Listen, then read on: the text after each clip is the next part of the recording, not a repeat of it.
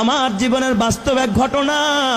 বগুড়ায় কয়েক মাস আগে আমার এক মাহফিল শেষে যখন ছাত্রদেরকে পাগড়ি প্রদান করতেছিলাম, হাফেজ ছেলেরা পাগড়ি নিতেছিল, নাম বলতেছে এক এক ছেলের মাথায় আমরা পাগড়ি পড়াচ্ছিলাম, আলেম ওলামারা সহ। হঠাৎ এক ছেলের নাম বলতেছে মুআজ রহমাতুল্লাহ আলাইহি, নাম বলছে কিন্তু দেখি কোনো ছাত্র সামনে নাই।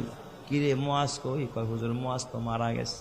তাইলে নাম কেন পড়লেন? পাগড়ি কারে দিমু? কয় হুজুর পাগড়িটা হাতায়া দেন, মুআজের মা পর্দার আড়ালে বসে আছে, সেখান থেকে পাগড়ি গ্রহণ করুন। প্রত্যেকটা মানুষের দিল নরম হয়ে গেছে। পাগড়িটা হাতায়া একটা ব্যাগে দেওয়া হলো, ছোট্ট একটা বাচ্চা নিয়ে মুআজের মার কাছে পৌঁছায়া দিল।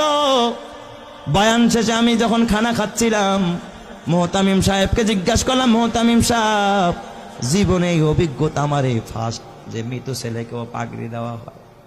এই কথা বলতেই মুহতামিম সাহেব দেখে কাঁদতেছে, বড় হাফেজ সাহেব পাশে বসা, সেও কাঁদতেছে। আমি কই কাঁদেন কেন? কয় ওস্তাদ, এই মুআজ হলো আমার মাদ্রাসার 1 নম্বরের ছাত্র, আমাদের সম্পদ ছিল। আমার ছেলের জন্য আমার এত মায়া লাগে না যতটা মায়া আমার এই মুআজের জন্য।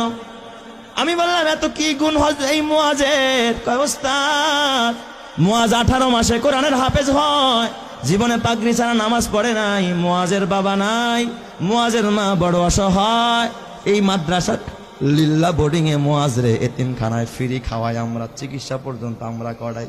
আমি বললাম তাহলে মুআজ কেমনে মারা গেল? কয় হুজুর কিছুদিন আগে চিকুনগুনিয়া জ্বর হয়েছে, আমরা ওর মারে খবর দিলাম, বললাম মুআজের মা মুআজের বাসায় নিয়ে যান, চিকুনগুনিয়া জ্বর হয়েছে।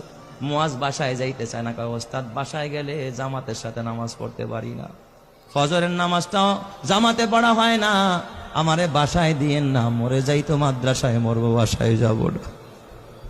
হুজুর কসম আল্লাহ, আর এই মুআজ ওর পুরা মাদ্রাসায় আর একটা সুনাম।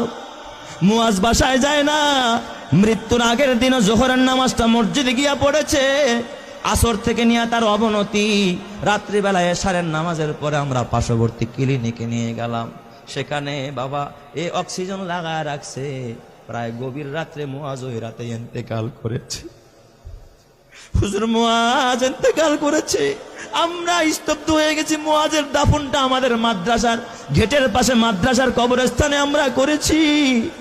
হুজুর আমি বললাম তাহলে ঠিক আছে, মুআজ ইন্তেকাল করলো, তাহলে পাগড়ি কেন মুআজের মাকে দিতে হবে? ওস্তাদ আপনি তো জানেন না। এই কথা বললাম, মুহতামিম সাহেব একটা ডেস্কের বয়ের টান দিয়ে একটা চিঠি বের করছে। কয় দেখেন এই যে পত্র পাঠাইছে মুআজের মা। আমি চিঠিটা খুইলা দেখি মুআজের মা লিখছে সংক্ষেপে, ওস্তাদ হাফেজ সাহেব সব ছাত্রকে পাগড়ি দিবেন, কিন্তু আমার কলিজার টুকরা, আমার কলিজা সেরা ধন মুআজরে পাগড়ি থেকে বঞ্চিত কইরেন না, আমার মুআজরে পাগড়িটা দিবেন। এই আবেদনটুকু করেছে। হাফেজ সাহেব মুআজের মারে ফোন দিয়া ব্যাখ্যা চাইলো কেমনে পাগড়ি দিব। মুআজের মা ফোনের মাধ্যমে জানায়, ওস্তাদ এই দুনিয়া আমার মা নাই, বাবা নাই, চাইছিলাম আমার মুআজ আমারে দাফন করবে, আমার সন্তান আমারে জানাজা পড়ে আমারে কবরে রাখবে, কিন্তু আমার মুআজ যে আমার আগে চলে যাবে আমি মা ভাবতে পারি না।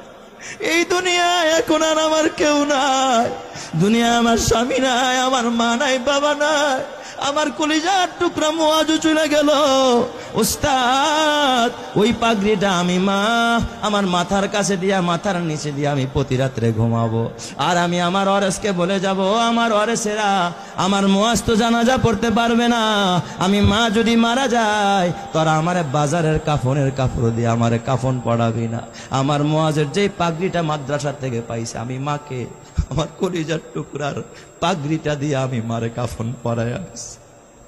আমি এই পাগড়িটা কাফনের কাপড় হিসাবে ব্যবহার করব, এই জন্য আমি শুধু পাগড়িটা চাই। ও আমার মা গো, কালকে যদি মরে যাও মা, নাকের ফুল থাকবে না, কানের দুল থাকবে না।